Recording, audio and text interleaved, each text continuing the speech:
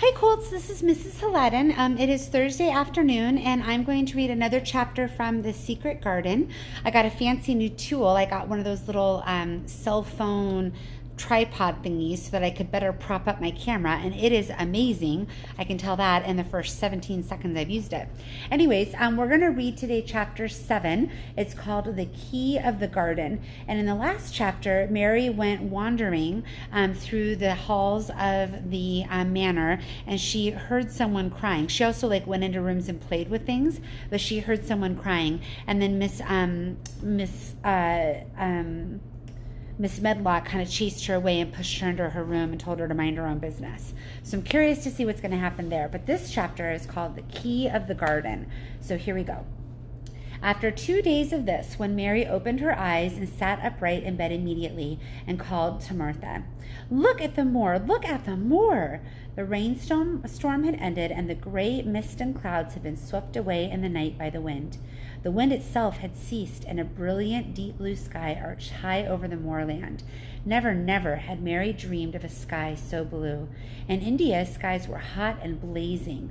This was one of a deep, cool blue, which almost seemed to sparkle like the waters of some lovely bottomless lake, and here and there, high, high, in the arched blueness, floated the small clouds of a snow-white fleece. The far-reaching world of the moor itself looked softly blue instead of gloomy purple-black or an awful dreary gray. "Aye," said Martha with a cheerful grin. "The storm's over for a bit. It does look like this time of year. It goes off in the night like it was pretending it had never been here and never meant to come again. That's because the springtime's on its way. It's a long way off yet, but it's coming." "I thought perhaps it always rained or looked dark in England," Mary said. No," said Martha, sitting up on her heels among her black lead brushes. Nout o' the sort? The language is so different. It's hard to read the Yorkshire. It's really, it trips me up all the time. I'm sorry for that. "What does that mean?" asked Mary seriously. In India, the natives spoke different dialects which only a few people understood, so she was not surprised when Martha used words she did not know. Martha laughed as she had done the first morning. "There now," she said, "I've talked broad Yorkshire again like Mrs. Medlock, and I mustn't. Now o' the sort means nothing of the sort," slowly and carefully. "But it takes so long to say. Yorkshire's the sunniest place on the earth when it's sunny. I told thee that I'd like the moor after a bit. Just you wait till you see the gold-colored gorse blossoms, and the blossoms, and the broom, and the heather flowerin', and the purple bells, and hundreds of butterflies flutterin', and bees hummin', and skylarks soarin' up and singin'. You'll want to get out at sunrise and live out on it all day like Dickon does." "Could I ever get there?" asked Mary wistfully, looking through her window at the far-off blue. It was so new and big and wonderful, and such a heavenly color. "I don't know," answered Martha. "Tha's never used the legs since tha was born. Seems to me tha couldn't walk 5 mile. It's 5 mile to our cottage. I should like to see your cottage." Martha stared at her a moment curiously before she took up her polishing brush and began to rub the grate again. She was thinking that small plain face did not look quite as sour this moment as it had the first morning she saw it. It looked just a trifle like little Susan Ann's when she wanted something very much. "I'll ask my mother about it," she said. She's one of them that nearly always sees a way to do things. It's my day out today, and I'm going home. I am glad. Mrs. Medlock think a lot o' Mother. Perhaps she could talk to her." "I like your mother," said Mary. "I should think tha did," agreed Martha, polishing away. "I've never seen her," said Mary. "No, tha hasn't," replied Martha. She sat up on her heels again and rubbed the end of her nose with the back of her hand as if puzzled for a moment, but she ended quite positively. "Well, that's a sensible and hard work and a good-natured and clean that no one could help her liking her whether they'd seen her or not.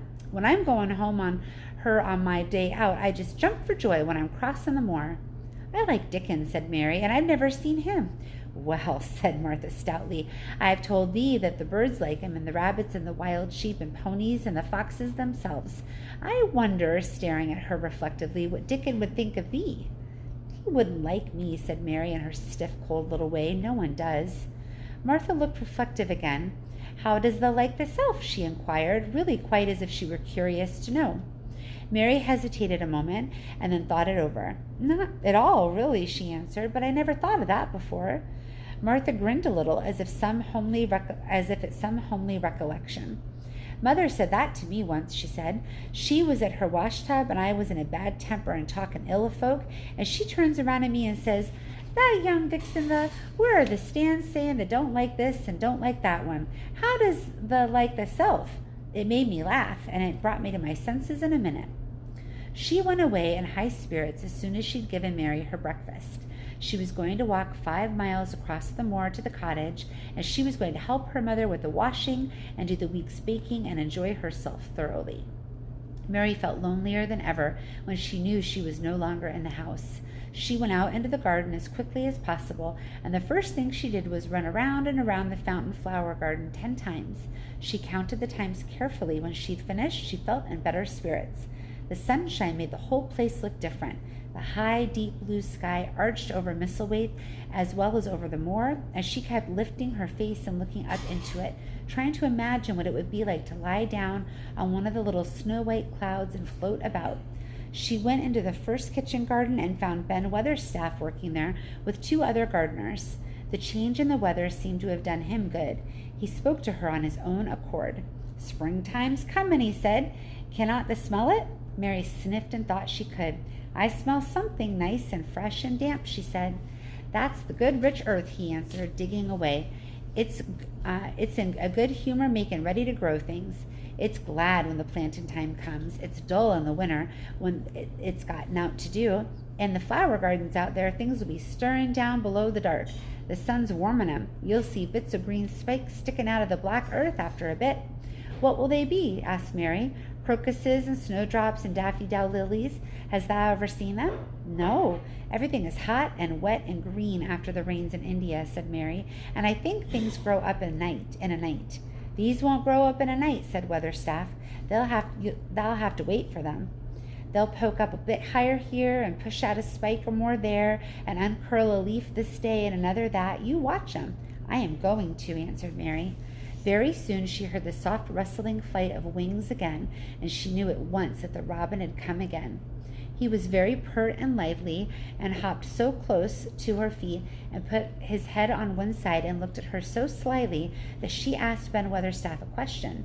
"Do you think he remembers me?" she said.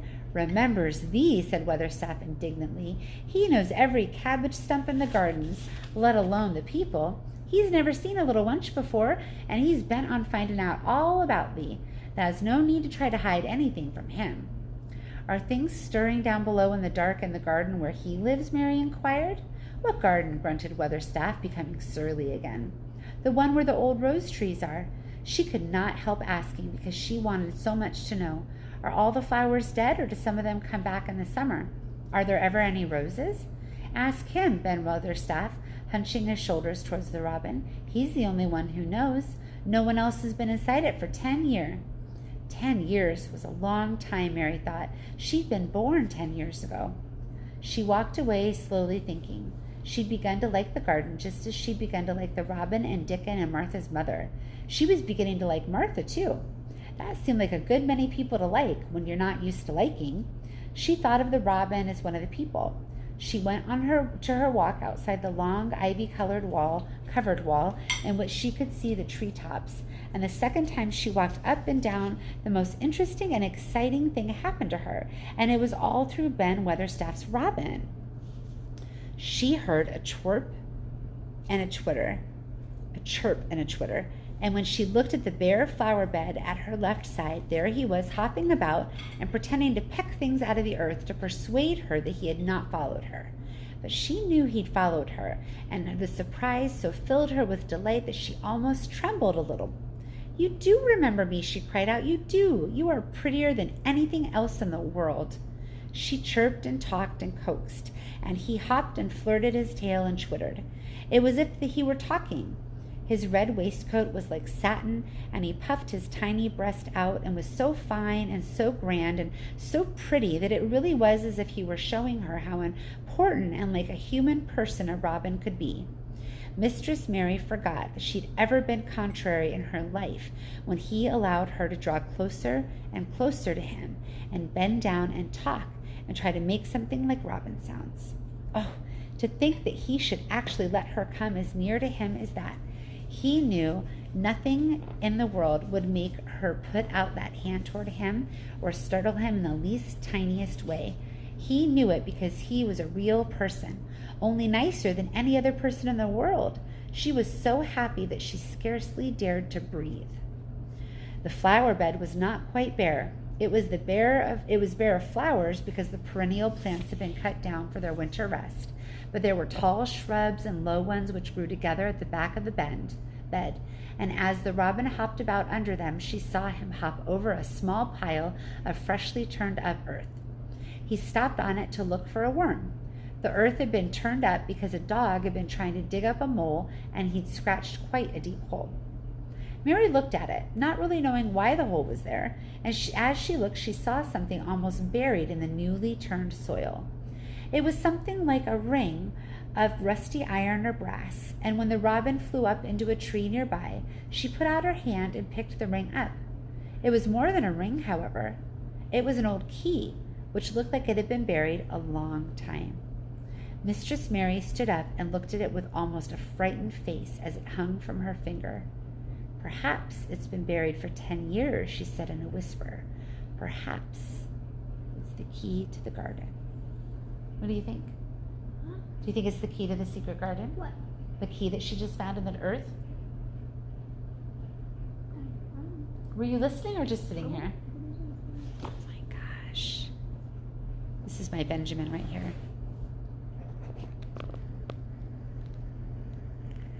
He's sitting right next to me, but he's not listening to this story. Can you believe that?